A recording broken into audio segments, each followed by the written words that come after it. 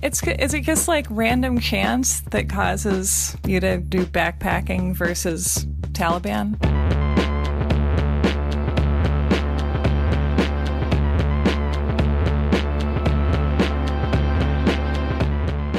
Welcome to You're Wrong About, the show where we take you to the backcountry of history, the forgotten trails and cabins, and lead you up craggy mountains, and then we all have a mountain house dinner. Are you saying that because you're in Vermont? Yeah. Are you literally looking out the window and composing a tagline? Yes, I'm sitting here drinking milk from a glass bottle right now. I am Michael Hobbs. I'm a reporter for the Huffington Post. I'm Sarah Marshall, and I am a writer/dog sitter currently at work on a book about the Satanic Panic. And today we're talking about the American Taliban, John Walker Lindh. Was he called the American Taliban at the time? Oh my God. This was a cover story in Newsweek that ran in early 2002 with his face on the cover and the giant headline American Taliban, and it was a huge deal. Newsweek and Time covers and People magazine are like the fossils of deciding our cultural sort of eras. You know, it's like, oh, it's the Nancy Kerrigan Zoic. Yeah.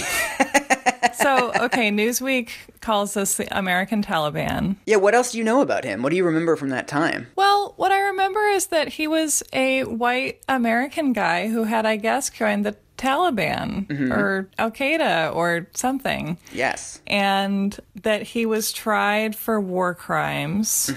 And yeah, that he was sort of held up as maybe someone guilty of treason. Yeah. And I remember in my head linking him to Timothy McVeigh. Oh. They were both like skinny, kind of blonde white guys. Ish, yeah. Ish, okay.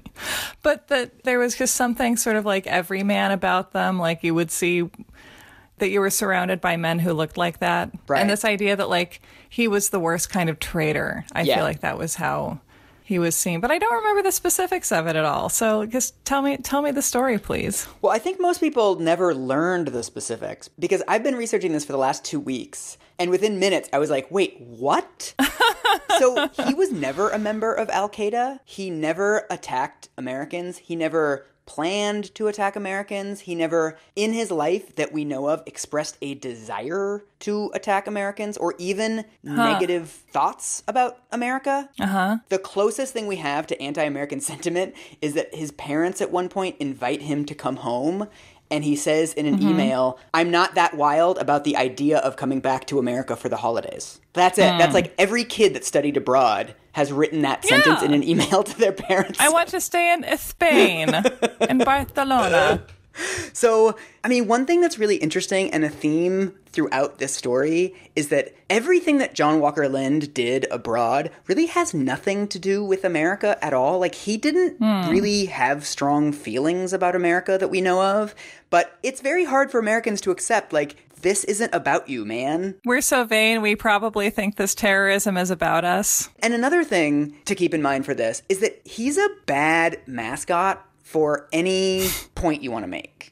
If you want to tell a story about the radicalization of the suburbs and the dangers of religious extremists in America, he's not a great mascot for that. But he's also not a great mascot for the excesses of the war on terror and pulling innocent people out of nowhere and making their lives miserable. He doesn't really fit that narrative either. So he's born in February of 1981 in Washington, D.C. His dad is a former social worker who is at the time working for the Department of Justice as a lawyer. His mom is a photographer housewife thing. Photographer housewife thing. That's just like the mom and the Stepford Wives.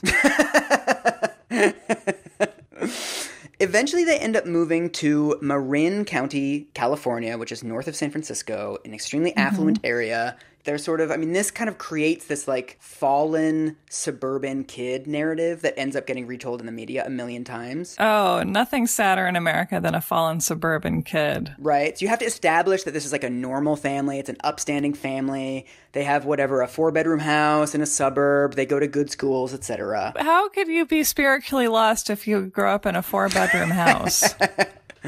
Well, that's the thing. So basically, as early, like from the earliest days, John is kind of a wayward kid. He's really sick when he's in middle school. He has some intestinal digestive thing, and he's so sick that he has to be homeschooled.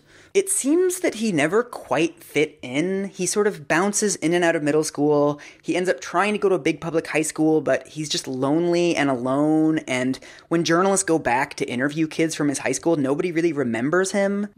He ends up going to this like weird hippie school where the kids don't go to classes. They have independent reading. It's kind of like those universities that show up on right-wing websites that are like, they're teaching underwater basket weaving. Like, he goes to one of these high schools where he's basically just like reading a bunch of stuff, and then he meets with a tutor twice a week. These kids go to the most progressive school in history, but at what cost? Tonight on 60 Minutes. Yes. And this is very central to the narrative that like the right-wing tabloids will eventually tell, that it's the excesses of liberal boomer parenting gone wrong. Oh, no. Oh, it was Marin County all along. The only other, like, noteworthy thing about his upbringing is that he's kind of an internet troll.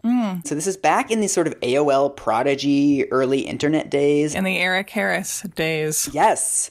Journalists start looking around at his, anything they can find from this guy after he becomes famous, and they find a couple internet posts where he's on a lot of hip-hop blogs. He writes some raps, which are so excruciating that I could not even read them, and I'm not going to repeat them here. Oh, that's charitable. He does things where, like, he pretends to be a black guy, which is, like, not great.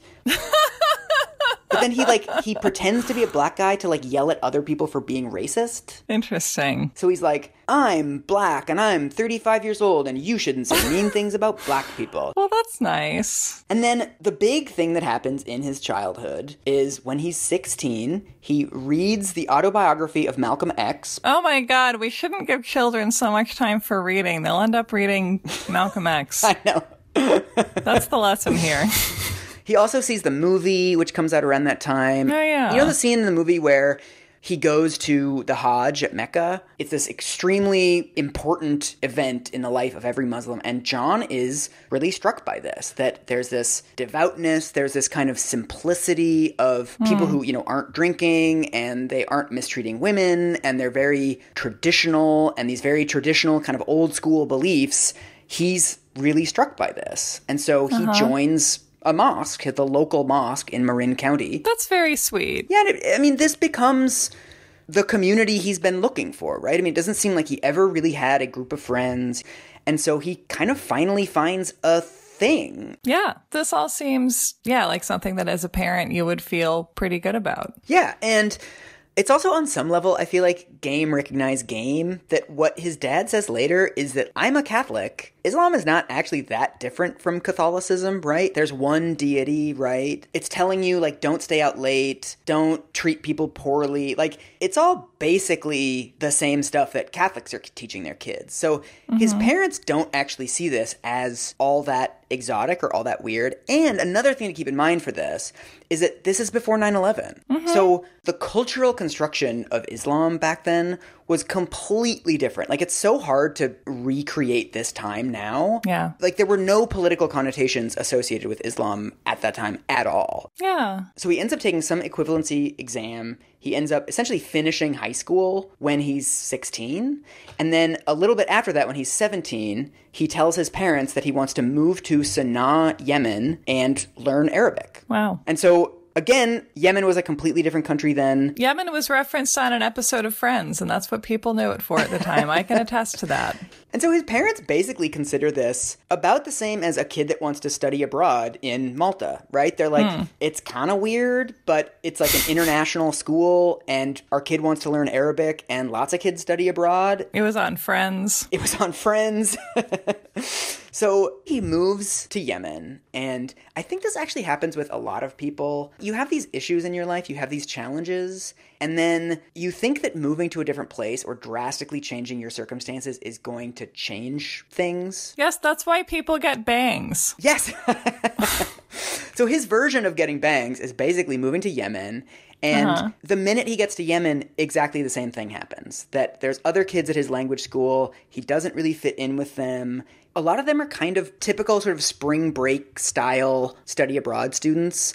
They're there in Yemen to party and hang out. And yes, they're learning Arabic, but they're also like, you know, smoking hookah and drinking alcohol and these kinds of things that he is really not into. Like he's super, super devout and super just clean living, wakes up at 5 a.m. every morning. Yeah, he's a little straight edge. Super straight. Yeah, exactly.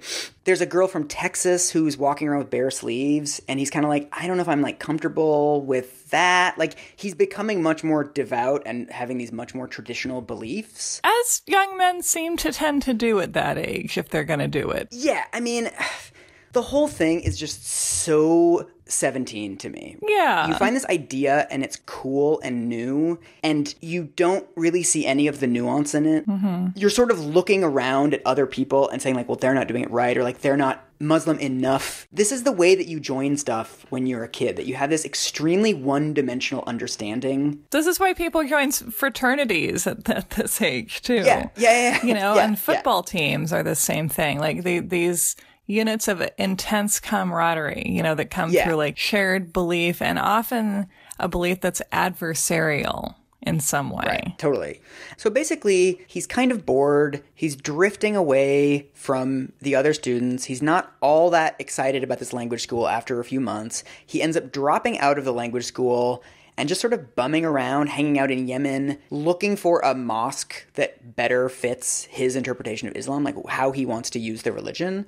He ends up sort of out in the suburbs of Sana'a at this other mosque where he finds a community that's much more suited to him. And so what starts to happen is he starts to get insulated from outside information. So there's a bombing in 1998 where a U.S. embassy in Africa is bombed by radical Muslim terrorists. And his mom emails him, and she's like, some Muslims did this, you're Muslim, like, how do you feel about it? And he writes back and he says, well, it's actually the American government that did that. It wasn't Muslims. This is seen later as the radicalization process is starting. But as someone who has spent a decent amount of time in rural areas of developing countries, that's just sort of the way that information travels in those countries, right? Where it's like, a lot of it is by word of mouth. There's not a lot of institutions of journalism or institutions of reliable information or what people consider reliable. And are used to the media being perhaps used as outlets for political narratives that may or may not be true. And there is a lot of anti-American sentiment throughout the Middle East for understandable reasons that go back like 100 years. All the information that we have about John is that, like, he did not read newspapers his whole life. He was not politically savvy or even politically interested. It just wasn't a field of human endeavor that he showed a lot of interest in ever. And so the fact that one of his buddies is like, oh, you know that bombing in Africa, you know that was done by the U.S., right? He's like, yeah, sounds fine. Like, it's easy to look at people in the Middle East or people in developing countries that do this and sort of exoticize it, like, they don't have reliable information. But, like, we all do this to some extent. Oh, yeah, no, Americans never do that, right? Americans never have conflicting theories about the basic events of something in the news. Totally. I mean, I'm just thinking of, like, you know, if some random friend of yours is like, oh, did you hear some, like, hard right psychopath just won the election in Belgium? You're like, wow, okay. I would say I don't like the word psychopath, Marcia. True. That is what you would say.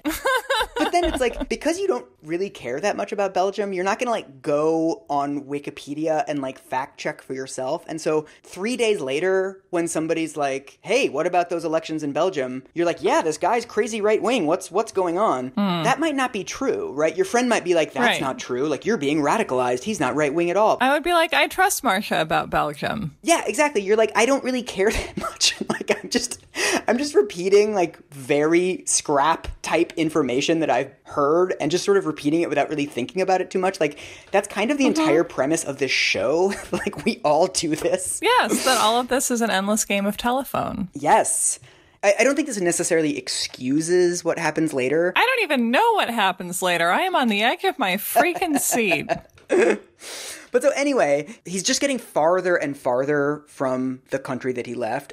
So eventually his visa runs out and he has to come home. No. He comes home for 10 months. He's bored as hell in Northern California. Does he like sit in the basement and eat Pop-Tarts? Basically, he gets a job at like some warehouse, something. He starts telling his parents he wants to become a doctor and work in Pakistan on like underserved communities. Mm-hmm. But he's bored. I mean, like, it's like every kid when they come home from study abroad, right? They're like, this one time in Yemen, like he's just, his heart is not in the States anymore. Yeah. So he gets a new visa, he moves back to Yemen, and again, he's sort of adrift. He feels like, I'm just doing the same thing again. It's, you know, it's some of the novelty of this has worn off. And so he decides that the next stage of his language learning, the next stage of his religious learning is memorizing the Quran. By heart? Word by word? Yeah. Wow. And so, I mean, this is something that religious scholars do as part of their training. He wants also to become a religious scholar and potentially become like the equivalent of a priest. And so part of that is you go to a madrasa and you memorize the Quran. Wow. So he essentially moves to the north of Pakistan. Once he's in this world, apparently the last year that he spent in the Middle East, he spent $200. Wow. He goes for it. He's like sleeping on tarps on people's floors. He's living in this madrasa. Like, apparently he gives away all of his possessions, and the only thing he owns is a copy of the Quran. Wow. His parents, again, are like, well, it's an exotic thing for a 18-year-old boy to do, but sure, whatever. Based on this information, I feel like I would think as his parent, I would be like, he's finding himself like 18-year-old boys do. Like, Yeah. it's this, or it's like, you know, he gets really into snowboarding, or Yeah. it's like recognizable as the kind of journey that 18-year-olds go on. Totally. And if we didn't have all this implicit bias, I think, toward Muslims and toward Islam, like if he had gone to like become a Christian missionary in the mountains of the Democratic Republic of Congo, we'd be like, okay, like that's an interesting thing and it's something Christians do. Yeah. And I'm like, you know, like you were like a really young guy and you were like, you were going through that thing that young people, but maybe especially young men go through, where you find a doctrine or a series of rules and you're like, I'm going to do this. Totally. And make no compromises for anything. Yeah. Heavy metal bands who were interviewed for The Decline of Western Civilization, when they were asked what'll happen if you don't make it, were like, we will make it. Yeah. Everyone has some version of that story when they're growing up. And this just feels so far still just one of those. That's actually what's so fascinating about it to me, is like this need, especially of young men, to have like a theory of everything. Yeah. Whatever it is, it's like it's Ayn Rand, or it's white supremacy, or it's like political activism or volunteering. Or it's perfectly benign stuff, like guys who get really, really, really into mushroom hunting. Yes. But it's something. What happens throughout most people's 20s is that you then realize, A, that it's not going to solve anything, B, that other people who've joined that movement have done so for not great reasons, right? Like it starts to dawn on you, oh, some of these people are assholes. Like some of these people suck, and like some of the leaders of this movement are not great. This sounds like it might be a young Mike Dear Diary moment. Totally. I mean, like up to this point, basically in the story, I am John Walker Lindh. Oh yeah, so am I. We all are. Yeah. So what's really interesting is after he gets to Pakistan, he gets even farther away from the internet. He stops emailing his parents because there's no internet cafes anymore. So he essentially has no links back to the previous John. Mm-hmm. He starts listening to essentially talk radio. There's a lot of talk radio in northern Pakistan. Oh, talk radio never leads anywhere good unless it's Howard Stern. And this is where like the kind of the right-wing narrative of John Walker Lindh starts to come into focus a little bit more, because this is where he starts actually to get pretty radicalized, because one of the things that is really popular in northern Pakistan, because it's on the border with Afghanistan, is these guys called the Taliban, who are freedom fighters in Afghanistan. Who, as I recall, were depicted in one of the Rambo movies, and favorably. I mean, that's the thing, is like, basically, he starts thinking, like, this actually sounds pretty appealing. Like, these guys are trying to create a Muslim state, like an entire country where I can live my values, where, like, it's totally safe for me to live my values. And he's like, and I'll never fit in Marin County. Yeah. I mean, I also think that, you know, he's memorizing the Quran. He's in this very remote area. He also doesn't really feel like he fits in there. I mean, so much of this is just, he just has a personality that he doesn't feel like he fits in everywhere. And he keeps sort of moving the goalposts of like, the next thing is where I'm going to fit in. The next thing is where it's all going to click into place for me. And because of these radio broadcasts, because of the people that he's hanging out with, he starts to put together this narrative of, well, this is it. Like, they're trying to create the kind of country that would be welcoming to people like me, and I would finally fit in. See, and I'm convinced that it's the same basic urge that prompts a person to go on a long backpacking trip. Yeah. Something I was thinking about is that the kind of 15-year-old I was, like if I were a boy and socialized to project my frustrations outward and make them other people's faults, I can see myself becoming an incel as like a 15-year-old. Oh, me too. Totally. Yeah. And I was like, well, what did I do as the 15-year-old I was? And I was like, well, I found Newsies fan fiction. You know, and it's like two roads diverged in a yellow wood. Yeah. It really does seem like with John, you know, the combination of being painfully naive and always unhappy, always looking for the next thing, and not great at like fact-checking things that people told him. This is what he ends up telling a interviewer later, and this becomes one of the main exhibits in why he's committed treason. Oh boy. He says, I lived in a region in the northeastern province. The people there in general have great love for the Taliban. So I started to read some of the literature of the scholars and the history of the movement, and my heart became attached to them. I wanted to help them one way or another, so I took the opportunity. He's being truthful when the spotlight is on him, and you can't do that. No, never. Yeah. And so what happens is he doesn't join the Taliban yet, but he joins something called HOM, which stands for something that I will grievously mispronounce, so I'm not going to try. But this is a terrorist-affiliated organization. A sort of offshoot of this organization are the people that beheaded Daniel Pearl. Oh, wow. And so John meets people that are affiliated with them. They recruit him. He ends up joining. And what he says later is he didn't know it was a terrorist organization. That whenever a group recruits you, they never tell you their true nature, right? Like, when you join the Scientologists, they're like, we just want to give you stress tests. Yeah.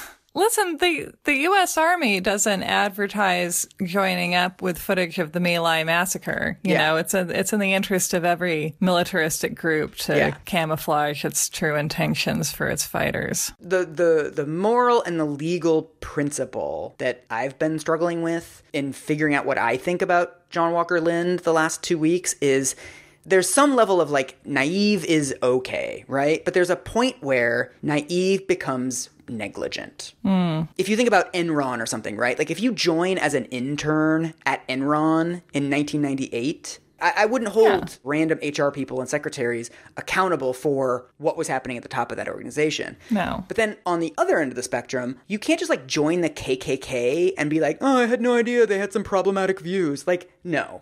I expect you to do some basic due diligence, right? Both of those cases are very easy. John obviously is somewhere in between, but there is a line where naive becomes negligent, and sort of what you feel about John really comes down to where you put that line.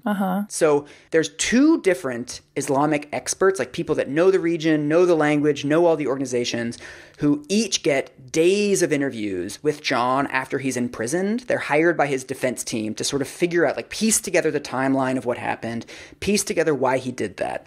Both of these scholars come away saying the dude is hopelessly naive. One of them, it's really interesting. You know, she's asking him, why did you enlist with the Taliban? Why did you enlist with this terrorist organization? And he's like, you know, they seemed good. Like, they made a pitch to me. Like, it sounded like they were helping oppressed Muslims. Like, they said all they want to do is help the oppressed. And I wanted to help the oppressed, so I joined. And then this interviewer is like, well, do you know about all the terrorism that they've done and the people they've killed? Do you know about their treatment of women? And apparently John looks at her and he goes, I'd have to study that.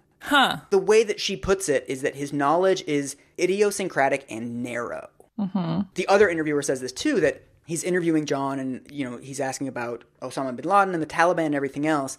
And John is just saying like, yeah, they seemed fine, whatever. And he's saying like, well, you know, how do you feel about the fact that they've carried out all these terrorist attacks on civilians? And John's like, oh no, that's against Islam. The Quran is very clear that you can't murder women and children, so like they wouldn't have done that. But the researcher says that he understands Islam, but he doesn't understand contemporary Islam. He's spending all this time memorizing the Quran, and he thinks that the Quran is the same as the institutions implementing it. He's like someone who gets converted to Catholicism, and he's like, oh no, priests couldn't molest children because priests take a vow of celibacy. Yeah, exactly. You also have a lot of willful blindness to the ethical complexities of an institution that you have just bought into.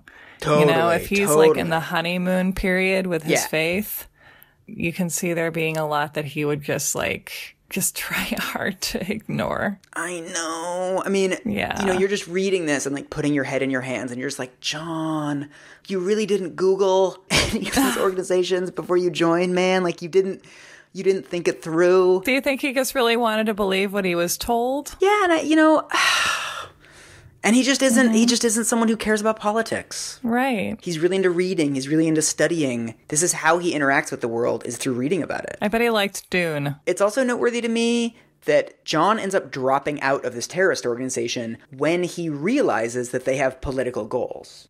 As he gets deeper into this terrorist organization, he realizes that they're trying to take over territory. They're trying to take over secular countries. And he's like, well, wait a minute. No, those are secular countries.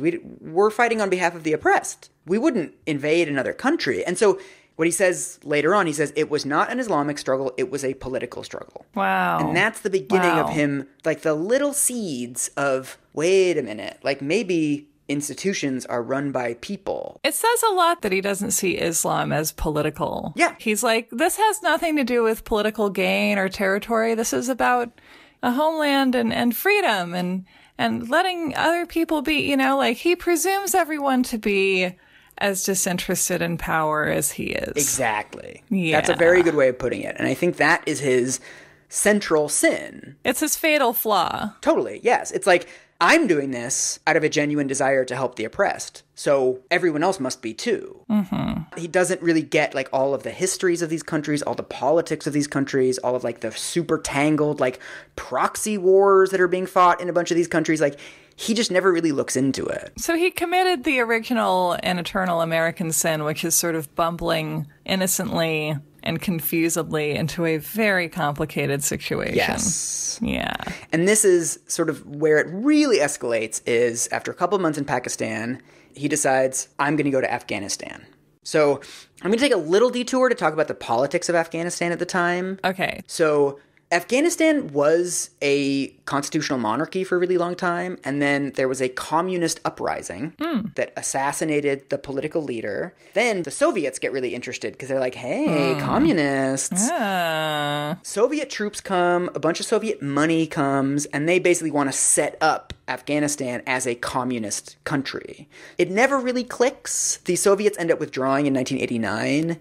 The Taliban sort of rises up out of the prisoner of war camps established by the Soviets. Wow. The U.S., of course, starts funding the Taliban because the Taliban is fighting against the Soviets. And of course, as we have discussed on the show, the only spectrum that mattered at that time was communist versus capitalist. And the Taliban was against the communists, so we're for the Taliban. Yeah. The enemy of our enemy is our friend in 80s America. There's all these quotes from Ronald Reagan calling them freedom fighters. And so the Taliban, with our help, ends up taking over the country.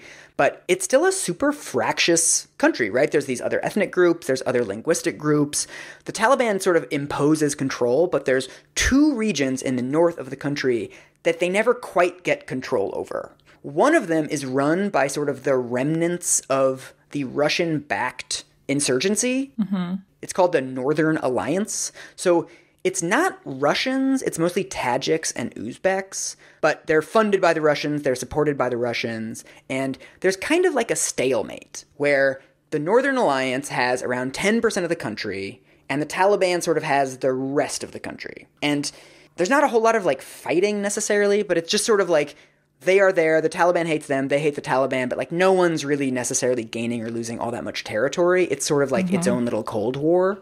This is what John signs up to fight for. That the message he gets is that the Taliban are freedom fighters, and they are against this Northern Alliance group that, according to the information that he gets, the Northern Alliance is committing rape, it's murdering civilians, it's this awful regime. And so if he doesn't go and fight, the Northern Alliance could get more territory in Afghanistan and more Muslims are going to suffer. That's like the pitch to him when he goes and joins the Taliban. Right. That's what you tell a young person who you want to go fight for you for much more complex reasons than you let him in on. Exactly. And you know, what he doesn't know, I looked up an old Physicians Without Borders report that the Taliban had already established itself as abysmal human rights violators, right? That they did this survey where they interviewed women who had been in prison, and 47% of them were detained for not being in a mosque at prayer time, flying a kite, playing music at their wedding, or laughing in public. Laughing. You don't want to be like relativistic about this. Like, the Taliban was very bad. There was a lot of torture. There was a lot of basically warlords being able to set their own interpretations of Islamic law and just like totally fuck with people. It was very bad. And it was also, that information was very available, that if John had tried, he could have found out what the record of the Taliban was. So do you think that it was possible that he had no sense of, you know, the kind of, for example, extremely severe punishments that they handed out to people? Do you think he could have plausibly remained totally ignorant of that? Yeah, because I think what explains like 97% of this was his just lack of a general skepticism about being told things, and he doesn't have the internet. So, right, and so he didn't see how they treated people like in regions they had under control? Yeah. Okay. He's in Pakistan this whole time, so the Taliban is like something he is told about. Right, it's not like today, because now, you know, ISIS uses Instagram all the time, and you can see that they're all little jerks. Yeah. Was he aware of terrorism as a concept to any degree? I mean, he must have been, right? Like, his dad had told him about the USS Cole attack, which took place in, I think, 2001. And he also sort of was like, oh, that's not really terrorism. It was like, it was the Yemen government attacking a U.S. ship, which it wasn't. But it's not clear that John knew that, right? So the information that he's getting about world events is mostly from people he knows. You know, many of the sort of Islamic terrorist attacks that are taking place at this time, there aren't terribly many, but the ones that are taking place, people around him are saying like, oh, you know, people are being framed. It's not really happening. It's like, it's not really terrorism, etc. So it's not clear that he had any information about what was really going on. On the other hand, he easily could have found out. Like, he could have done it and he didn't. Yeah. Basically how at fault John is, it's up to you of like where you put that line of like, when does it become negligent? And it's up to what degree of, I guess, emotional intelligence and self-awareness you expect from a 19-year-old? Yeah, exactly. Yeah. So John takes a bus into Afghanistan.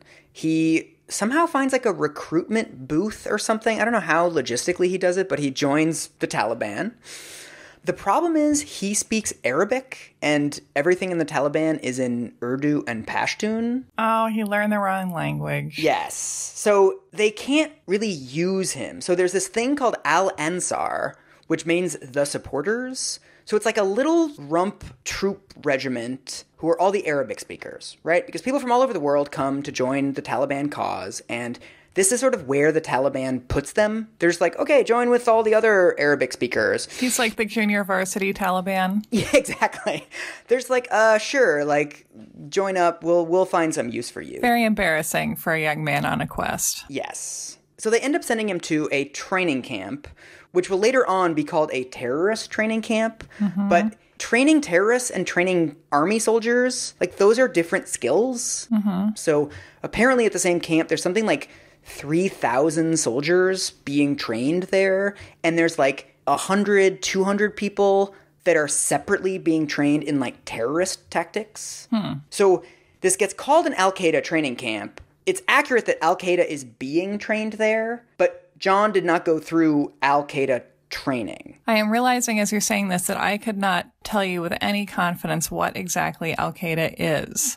Like, I only lived through this period of American news, but like, is that the terrorist arm of the Taliban? I feel like George W. Bush. I mean, the thing is, it was created separately, but after a couple years, the Taliban starts harboring Al-Qaeda fighters. Like, Afghanistan becomes like the headquarters for Al-Qaeda because the Taliban supports them. So by this point, there's a lot of overlap. But the Islamic scholars that interview John later point out it's a secret organization. You don't just go on Craigslist and click on like apply and then fill out your resume and join Al-Qaeda. Like, it's a underground network. It's not something that is advertised to people. So there is no evidence of any kind that John ever joined Al-Qaeda. So even the indictment that the U.S. government files on him later does not say that he joined Al-Qaeda. It is very careful to say things like he trained at an Al-Qaeda camp and he met with Al-Qaeda-affiliated individuals. But, I mean, the thing to keep in mind about all of John's engagement with the Taliban is that he's a fucking grunt. Like, he is the lowest level of the totem pole in, like, not a particularly essential regiment. Do you think that he was held up by the media as being higher level and more dangerous and more of a terrorist than he was because the public wanted and the government wanted to tell the public a story where someone important had been caught and was being brought to justice of a sort? Oh, yeah. And what's central to this, first of all, when this eventually hits the media, this unit that he's in, Al-Ansar, will be translated as Al-Qaeda. That's just factually incorrect. Like, this group has nothing to do with Al-Qaeda. Secondly, the extremely inconvenient fact for John is that this Al-Ansar unit and the camp that he's at are both funded by Osama bin Laden. Whoops. Yes. So, of course, in the indictment, of course, in all of the media coverage, what comes up is that John has met with Osama bin Laden, which makes him seem super high level. Has he? Yeah. Oh, yeah. And so it's actually true that he's met with bin Laden, but I have a friend that worked at the Seattle Supersonics. John's relationship with Osama bin Laden is essentially the same as her relationship with Howard Schultz. It's just like this random rich guy that like comes around sometimes and like he kind of sucks. He says weird shit to you. He's like, "Hey, Tiger, working hard," and you're like, "Yeah, whatever, man." So like, is Osama bin Laden going around to the different Taliban training facilities and sort of doing like regional manager stuff? Like, literally, yes. First of all, keep in mind, this is before 9/11, so like Osama bin Laden is not famous. He's just another gross beard. Like, he has no reason to think Osama bin Laden is like hot shit. So the first time he meets Osama bin Laden shows up at the training camp in an envoy of Toyota Land Cruisers. And so instantly John is like, what a dick. Like, it's so hot here. We're like sleeping on the ground. It's like super pared down conditions. And then this asshole shows up in like an air conditioned $70,000 SUV. So it's great because in the classic way of a teenager to like see very deeply about some things and completely miss things that would be obvious to a grown-up. He's like, fuck Osama bin Laden. He's a fucking capitalist. Totally. Yeah, he's just like, he's like, this dude sucks. There's this great quote in this terrific New Yorker article that runs in 2003 where one of these Islamic scholars that ended up interviewing John, they ask him like, so what was Osama bin Laden like? And he says, to tell you the truth, he was really boring. I was tired. The training was grueling. Most of the speakers stood up when they spoke, but he sat down and he talked in this really soft voice about the history of Afghanistan, how everyone had invaded it, starting with the Greeks. I listened to the beginning, but it wasn't very interesting, so I fell asleep. I love this, that he just did not, he saw Osama bin Laden as like someone from corporate giving a lecture on reusing inter-office memo envelopes. Yes, and exactly, like, there's one moment where him and the other grunts are, like, cleaning the floor or something, and bin Laden comes by and, like, shakes their hand. So, like, this, of course, like, he's shaking hands with bin Laden. But apparently bin Laden is just, like, looking good, guys, and walks on. Like, it is the way that you would just deal with, like, some upper boss. Like, he's working at, like, a... like an Altoona Blockbuster, and the regional manager comes by and he's like, make sure all those cases for Demi Moore's striptease are in order, young man. And you're like, yes, sir. Literally, yes. So then he ends up sort of going to the front lines, which is like the least interesting part of the story. Like, when you hear that he was like a Taliban fighter, you imagine like some sort of Saving Private Ryan thing where he's like running in the field and like dodging gunfire. Basically, because this war is at a stalemate, all he does is sit on guard duty and wait for something to happen, and nothing ever happens. Huh. He's only on guard duty for a couple weeks. He goes to the front lines. This is the worst timing in the history of the world. The week before September 11th. Oh. He's like, I'm going to join the Taliban and go to this province in a remote area. And basically, until everything explodes later, he just, like, sits there. Like, he's not in a village. He's not near a road. There's just sort of an imaginary line across this extremely remote part of Afghanistan at the time. And his job is literally to just sit there and, like, call someone if he sees anything. So he's like a little border guard in the bureaucracy of the Taliban. Yes, exactly. He's like the lowest possible level. It's basically just like a 2-week camping trip where it's like him and these other dudes. They're hanging out, they're speaking Arabic, they're making food. He becomes famous because he can make pasta. None of the other guys have ever made cooked pasta before, so he becomes like a celebrity in his unit for like, this guy knows how to make pasta for lunch. That's adorable. They're just hanging out. Like there's nothing happens. Yeah, because war is mostly boredom and then death. Yes, essentially, yeah. So what ends up happening and what turns this story into a escalating nightmare that you will not believe is 9/11. Mm-hmm. At some point during this time, when he's sitting up there, he finds out about 9/11. We don't know when he found out about it. We think it's a couple days later because information takes a long time to travel. One of the main arguments for John being like this terrible terrorist is that like he knew about 9/11 and he didn't leave. But we don't know what he found out about 9/11. Right. It's not even clear that he found out that Osama bin Laden did it. I mean, you never know how these kind of rumors, word of mouth information spread. So for all we know, he could have found out that Bush did 9/11, jet fuel can't melt steel beams, and like they're framing bin Laden. Right. There's also some evidence that he tried to leave at that point.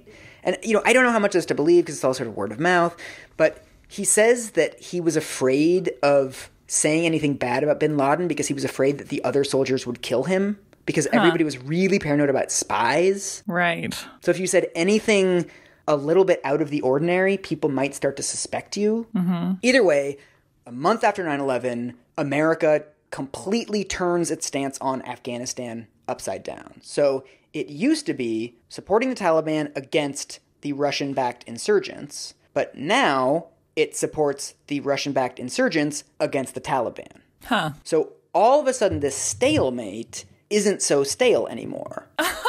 The U.S. starts doing bombing campaigns. The U.S. starts giving money and weapons to the Northern Alliance.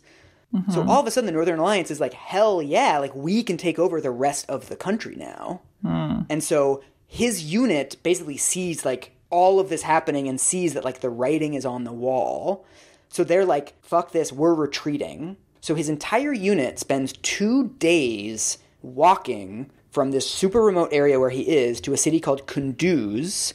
1/3 of his unit dies on that walk. What? Yeah, because there's there's no water, there's no food. They just have to keep going, and they basically collapse by the side of the road. That's terrifying. That's harrowing to think about. So at the time, the Northern Alliance is being run by this guy named Abdul Rashid Dostum, who's basically a warlord. He's been running the Northern Alliance for a while, and he is known as a total brutal asshole. So his signature move is when he captures Taliban fighters, he castrates them alive and then locks them in a shipping container to let them die. Oh my God. He's awful. That's a lot. And so what's driving the surrender is every single person in John's unit knows that if they fall into the hands of the Northern Alliance, that's what's going to happen to them, right? My so God. This is what motivates them to do this insane walk for 2 days. Yeah, so much better to die nonstop walking when you put it that way. Seriously. And so they end up getting to Kunduz. Eventually, one of like the leaders of the unit somehow contacts Dostum and negotiates a surrender. He says, look, we'll give you $500,000 if you put us on trucks, drive us to the rest of the Taliban forces, and like we'll all pretend that this never happened. So this evil warlord Dostum agrees. He makes all of them surrender. Each soldier has a rifle and 2 grenades. That's all they get. That's like the only weapons they get for this campaign. And so he takes all of their guns, he takes all their grenades, puts them all onto these trucks, and then immediately breaks his promise. Ah. So instead of taking them back to the other troops, he decides he's going to give them to the Americans for interrogation. Oh. Classic warlord, to be fair. And so it's going to take a while for the Americans to get there, so he drives them to this fortress. I don't like where this is going. It keeps getting worse, Sarah, for like the next 17 years. It's awful. Okay, all right. So he drives them to this fortress. It's got a basement thing that's like kind of prison-ish. Oh, God. This is quite a horror movie we have happening. One of the things with, whenever you're dealing with prisoners of war, the understood problem with that is that there's far more prisoners of war than there are troops. There's only about 80, 85 Northern Alliance troops, but there's 500 prisoners of war at this point. So there's sort of this mounting tension as the Taliban soldiers realize they've been had, and the Northern Alliance soldiers realize if these guys want to do an uprising, we would struggle to contain it. And so what happens as soon as they get there, one of John's colleagues smuggled one of his grenades into the fortress. In his ass? No, I mean, I think like in his jacket. Okay. I think they're like really large grenades. All right. In the eventual movie about this, you can just imagine sort of zooming in on this guy's face as he reaches into his jacket. Yes. And then zooming in on John's face as he starts to realize what is about to happen. And the guy pulls the pin, throws the grenade. So he pulls out the grenade goes off. And then, sort of in punishment, the Northern Alliance guys shoot a couple of the prisoners of war. So the uprising doesn't happen. It's just one grenade and no casualties. Rats. But this, of course, increases the tensions, right? Because it's they sort of know these guys want to fight back now. And so they put all 500 of these, or however many people are left, they put them all into this basement dungeon. They throw a bunch of grenades down the airlock. Oh, my God. Into this extremely confined space. Oh, my God. So they go off. John gets some shrapnel wounds. He basically curls up into a corner and tries sleeping, but of course doesn't get any sleep. Are they tearing off people's limbs and stuff? Is there carnage? It's screaming people and bodies. It's the worst thing imaginable. Yeah. So the next day, there's 2 CIA agents that get there. Nobody knows they're CIA agents because they're both just wearing sweatshirts and jeans. One of them is named Johnny Michael Spawn, and he becomes important later on. But these 2 CIA agents, they start pulling Taliban soldiers out kind of one by one to interrogate them. So there's actually footage of John being pulled out of this basement, leaned up against a tree, and they ask him a bunch of questions. And he just kind of doesn't respond. He doesn't know who they are. He says later that he thinks they're mercenaries of some kind. They're bounty hunters and that they're going to basically buy him. Yeah, who the fuck would you think they are at that point if they're wearing sweatshirts and you've just been through that kind of an experience? Yeah. And then, sort of, as half the prisoners of war are outside being interrogated and half are still in this basement, suddenly somebody sets off another grenade. Wow. John has no idea any of this is happening, but essentially a war breaks out. Oh, God. So all of a sudden there's sort of this prisoner uprising where people come flooding out of the basement. They try to overrun the Northern Alliance. The Northern Alliance just starts spraying machine gun fire into this group of prisoners. This guy Spawn also pulls out his weapon, just starts shooting all the prisoners that he can in this kind of wave. He ends up getting shot in the head and killed. He is the first casualty of the war in Afghanistan. Oh, God. All of this melee is happening around John, and he's basically just sitting up against this tree, has no idea what's going on. He tries getting up and running away, but he gets shot in the leg. He falls to the ground. He spends the next 12 hours pretending to be dead as bodies are piling up around him. Then at night, somehow he gets back to this basement where essentially all the prisoners of war that don't want anything to do with this, that are we surrender. That's where they're all huddled at that point. Ultimately, the Northern Alliance kills all the prisoners of war that had been trying to do the uprising. Oh, God. All of these sort of peaceful, we surrender prisoners of war are just in this basement. Oh. They spend the next 7 days in this basement. The Northern Alliance starts throwing grenades down. They start shooting down. At one point, they pour diesel fuel into the air duct, so it's like dripping on them, and then they set it on fire. Oh my God. It's burning. There's screaming, there's people dying, there's dead bodies. Eventually, on the 7th day, the Northern Alliance starts pouring water down the air ducts so that the wounded soldiers who can't get up will drown. Oh, God. John somehow uses some sort of stick, like a cane, to like lean himself up against the wall to get his mouth above the water. But this water is just like dead bodies and jet fuel, and he ends up swallowing some of it and getting his like intestinal bug. And of course, I was like, when he said they were pouring water through the ducts, I was like, oh, to rinse it off. Oh. The story's like so much darker than that. There's like no human kindness anywhere for the rest of the story. It really boggles the mind, right? Like this degree of cruelty. It's really incredible to contemplate. It's totally unreal. Yeah. There's also these CIA guys, before they died, called in an airstrike. So they called in for U.S. support, for the U.S. to bomb the Taliban, like the evil Taliban fighters. Oh, God. So the only like darkly hilarious part of this story is that the U.S. misses. And they drop a 2,000-pound bomb on their own allies, the Northern Alliance. Oh my God. So this whole thing, God, this is like an 18th century novel. This is like Candide. Yeah. It's like the last 2 episodes of every season of Game of Thrones, where you're like, oh, like she escaped from the rapist. And then it's like, oh no, she's with a worse rapist now. Like it just keeps getting worse.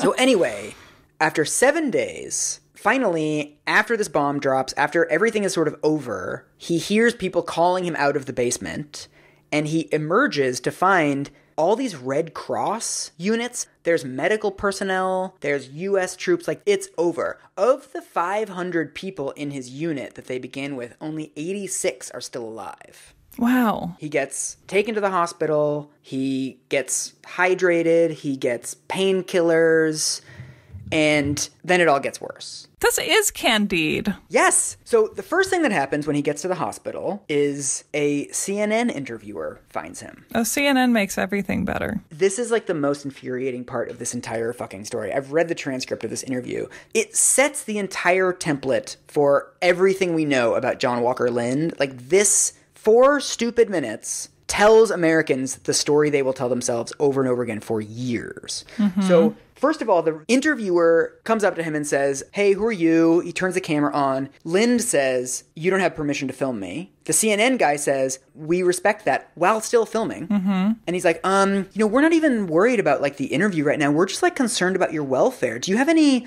messages you want to send home, whatever? John says, if you're concerned about my welfare, don't film me. And then the CNN journalist goes, do you want some food? I brought some cookies. John is like, he's under heavy sedation. He has not slept in days. He is severely traumatized from whatever he has seen in the last 7 days. Mm-hmm. He says, I really can't think very clearly right now. Please, let's not do this. And the journalist just keeps filming and interviews him anyway. And so, the interview itself is like so weird. He's asking him, they almost sound like networking questions. He's trying to catch him in like, you're a member of Al-Qaeda. So he asks him, he's like, oh yeah, have you heard of this guy, Abdul Aziz? Do you know him?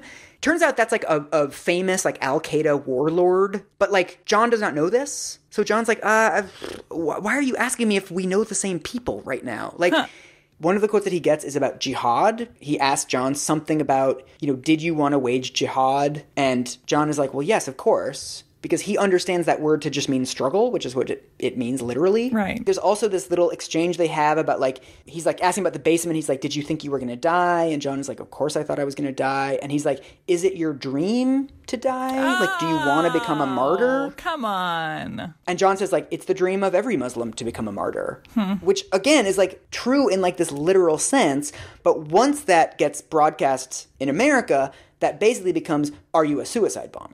I mean, I just feel like knowing what I know now about the details of this prisoner of war situation, I feel like I see this as a story of like young American is too idealistic, not thoughtful enough about the ethical complexities of what he's doing, and then receives all the punishment anyone could ever experience. Oh, yeah. Like, just continue. I mean, he also, he starts, the media immediately starts blaming him for the death of this CIA agent Spawn. Oh, come on. Exactly. So they are victims of the same thing. Right? Neither one of them had any idea this uprising was going to happen. No. I found footage where they interview the CNN journalist. Matt Lauer interviews him. And, he's talking about, like, we pulled John out of this basement.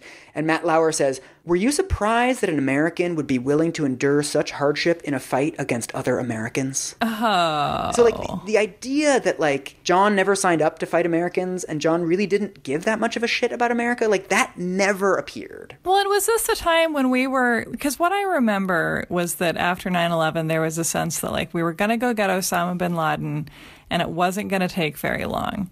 Yeah. And I remember, for some reason, vividly remember Bruce Willis being quoted in a magazine saying that he would, like, pay the CIA or whoever to, like, put him alone in a room with bin Laden. Oh, my God. There's just this feeling of, like, of real bloodlust for the people who had planned September 11th. Absolutely. And so it feels like we wanted to get our hands on someone who mattered and totally. We're willing to jam someone into that template. And so, I mean, one of the things I found this really interesting analysis of this, that in the month after John was captured, there were 581 news stories about him. Mm-hmm. What's really interesting is that in his little Arabic-speaking unit, there was another American. Oh, hey. However, the guy's name was Yasser Hamdi. Uh-huh. And basically, because he's Arab, the rest of the country is kind of like, oh, okay. Yep. He only appeared in the media 13 times. And so a lot of the narrative around John was sort of this betrayal of whiteness, this betrayal of sort of Americanness. Yeah, fallen whiteness. Yeah, and that so much of the media narrative at the time, when you read all these old stories, it's always like, how did this nice suburban kid join the Taliban? There's this abysmal Time magazine article from 2003 where they spend 4 long paragraphs talking about John's internet trolling when he was 14.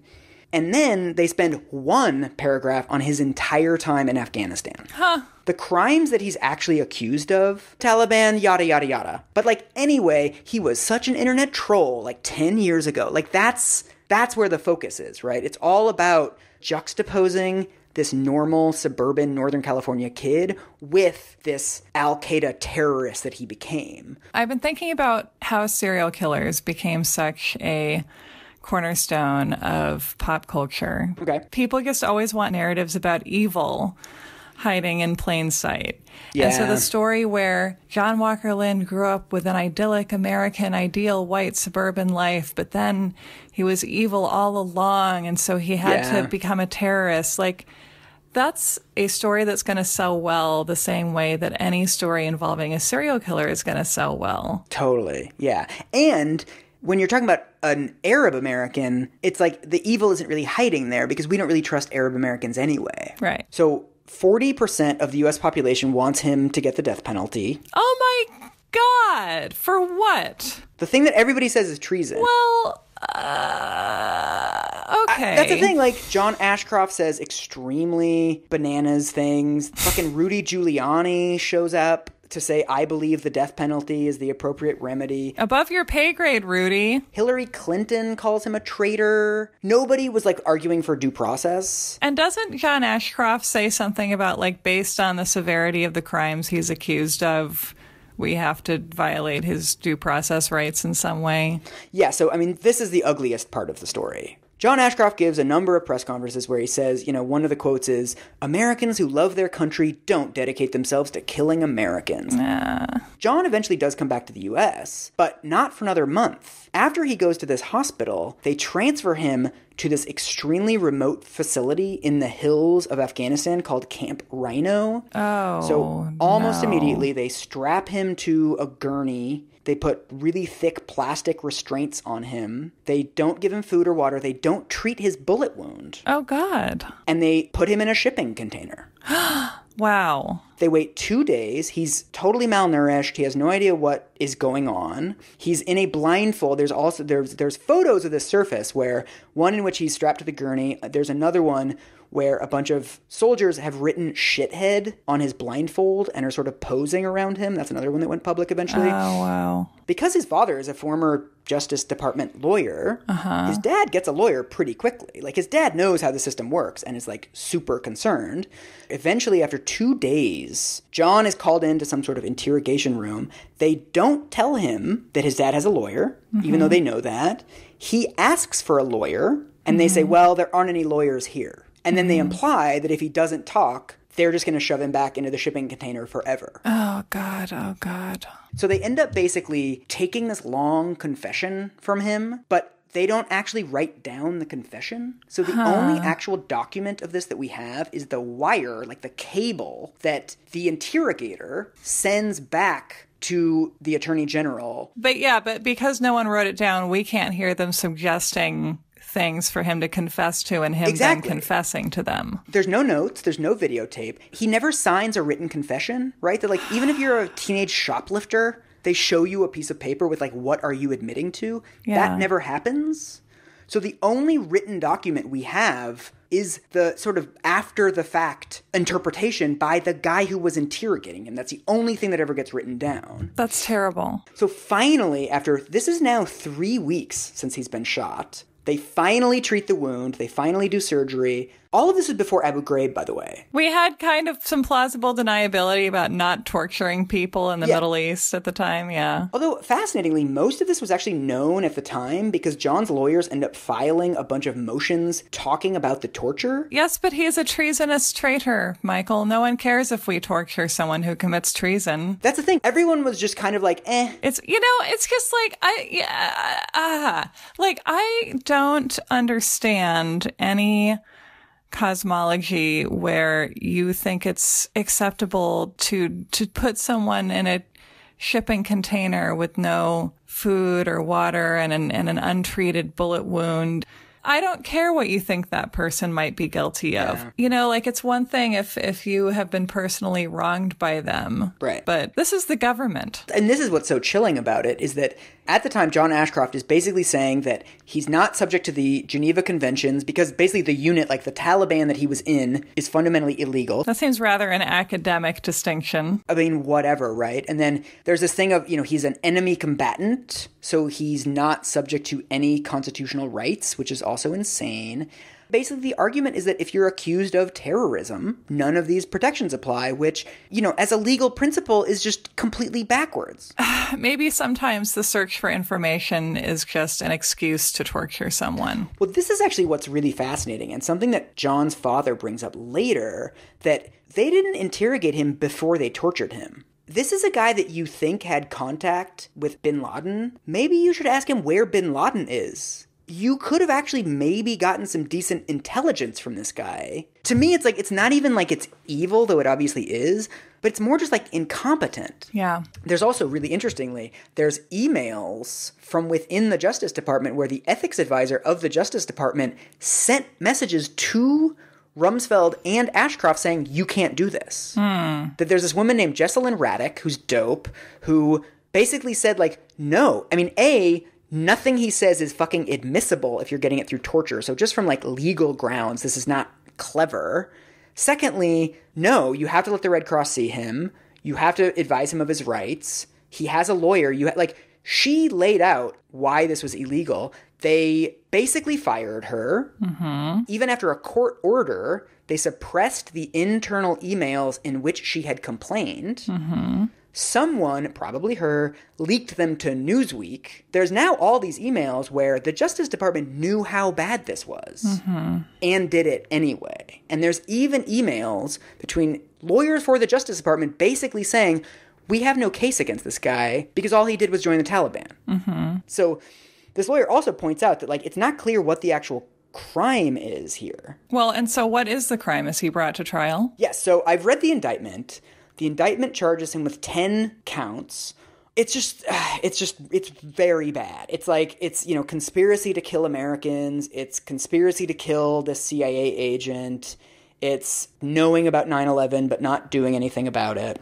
And what's really interesting is because his lawyers are threatening to go public with the torture, the prosecutors eventually come up with a plea deal where they drop every single charge against him other than violating sanctions. What is violating sanctions? So it's basically the kind of thing where, like, if, an Iranian warlord wants to set up a bank account at Bank of America, you're not supposed to give it to them, right? Because we're not supposed to aid and abet, like, terrorist regimes, whatever. This is the law that you'd apply against Chevron. Like, you don't do this for individuals. So the only thing they ever get him on is that he provided material support to a actor that was under sanctions. And the material support was himself, right? That he provided his own services. Huh. And then they doubled his sentence because he had a gun while doing it. So it's like aggravated because he had a rifle while he was doing it. It's also super noteworthy that they dropped the conspiracy charges. They dropped everything involving Al-Qaeda. They dropped everything involving Spawn, the CIA agent. So even by the government's own case, John Walker Lindh was not a terrorist. John Walker Lindh was not an Al-Qaeda. He's an aggravated sanctions violator. Yeah, exactly. And so much of this is timing. They scheduled the trial for August of 2002, which means that it would have been going on at the 1-year anniversary of 9/11. When they got him out of Afghanistan, they brought him back to D.C. so that they could try him in the Virginia suburbs where the Pentagon is located. Facing all of this, his lawyers, they agree to a 20-year-long sentence for this sanctions violation and for carrying a rifle, basically. My God. And, one thing that's really interesting, and I cannot get over, is since 9/11, since the beginning of the war on terror, whatever, there's been something like 400 other Americans that have been charged for participating with the Taliban or even joining Al-Qaeda. There's a guy who joined Al-Qaeda, planned an attack on the New York subway system. Wow. He only got 10 years. Timing. It's also that a lot of these other people who had done essentially the same thing, they were higher up in the organization. They could use their leverage and their information about Al-Qaeda to get a shorter sentence for themselves.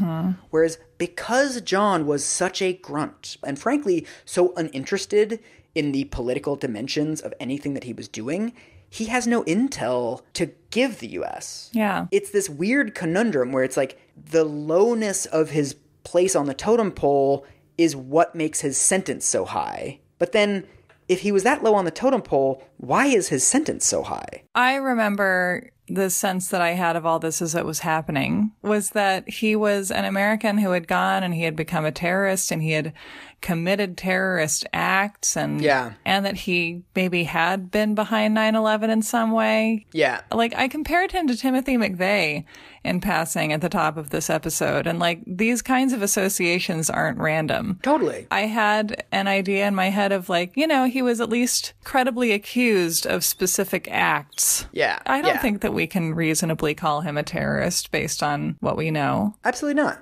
I mean, it's worth like staring it in the face, right? The fact that he joined an armed struggle, right? Like, it's not like he joined the Boy Scouts and then he got caught up in this war. Like, he joined to do war. Like, he learned how to fire rocket-propelled grenades at this training camp. He learned how to fire AK-47s. Like, he definitely did something that most of us feel deeply uncomfortable with. Right. The place that I came down on this, like legally and sort of morally speaking, tell me if you totally disagree with this, but to me it feels like he was fucking negligent in joining first one terrorist organization and then another terrorist adjacent organization. There is a real negligence there. Like, to me it crosses the line into like, you should have known. However, whatever lesson going to prison would teach him, I think he learned from like being shot in the leg and trapped in a basement and watching people burn alive around him. Like, I don't think there was any way, if he had gotten probation or something, that he would come out of this being like, was it a good idea to join the Taliban? Who can say? Like, right. It is impossible to teach somebody more of a lesson than what he went through. Yeah, it's an interesting thing because he's actually been punished more than even the American prison system can aspire to punish anyone. Exactly. Which is truly astounding. Yeah. First time. And so, yeah, the only thing left is, the kind of probation where you would be like, okay, here's how you can find fulfillment in your life outside of rigid theosophies. Yeah. Also, let's deal with the trauma that you've been through, because trauma doesn't actually make earlier trauma get better. You know, it's like, Right. if something's too salty, you don't add salt. Yeah. I don't know Yeah. how much simpler I can break it down. Yeah. Yeah, I agree with you. I mean, another thing, now that he's been in prison for 17 years, he got out, what was it, last week, 2 weeks ago? There's now, it seems like you also have to deal with the collateral consequences of what it does to imprison somebody for 17 years, where there were some quotes that came out, I think it was last year, where a journalist was writing him letters and asked him about ISIS. And they said, does ISIS represent Islam? And he writes back a handwritten letter that says, yes, ISIS represents Islam, and they're doing a spectacular job. The Islamic State is clearly very sincere and serious about fulfilling the long-neglected religious obligation of establishing a caliphate through armed struggle, which is the only correct method. I know, it's like, John, we don't know very much. Like, he's been out of contact with the outside world for another 17 years. It's not clear what information he has about ISIS. There's another journalist contacted him about ISIS, and I think it was 2014, and he's like, I've never heard of ISIS. What do they do? So we don't really know what he knows about the rest of the world. He still seems painfully naive. There's a journalist that writes him and says, like, what do you think about the violence that ISIS is doing? And he's basically like, oh no, like the only people that ISIS has killed have been people that went to ISIS territory without permission.